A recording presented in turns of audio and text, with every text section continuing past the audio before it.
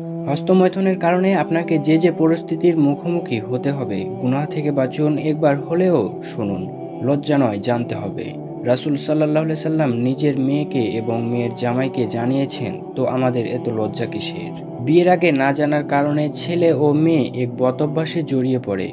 আমাদের স্কুল কলেজগুলোতে সব বিষয়ে বলা হলেও এই বিষয়ে বলা হয় না বললেই চলে।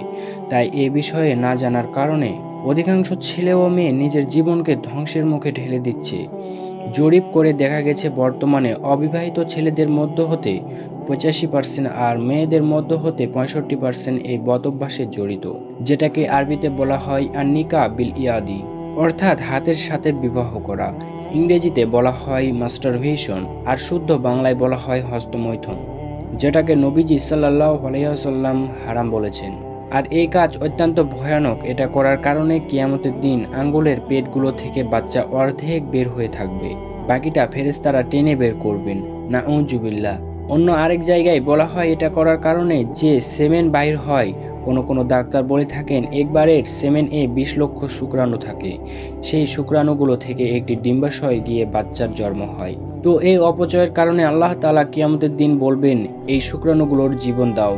যখন দিতে পারবে না, তখন তাকে কঠিন থেকে কঠিনতম শাস্তি দেওয়া হবে। আল্লাহ আমাদের সবাইকে হেফাজত করুন, আমিন। ভিডিওটি ভালো লাগলে অন্যজনকে দেখার সুযোগ করে দিবেন ইনশাআল্লাহ। আর আপনার এমন ইন্টারেস্টিং ইসলামী বিষয়ে জানার ইচ্ছা থাকলে ফলো দিয়ে সাথেই থাকবেন। ধন্যবাদ।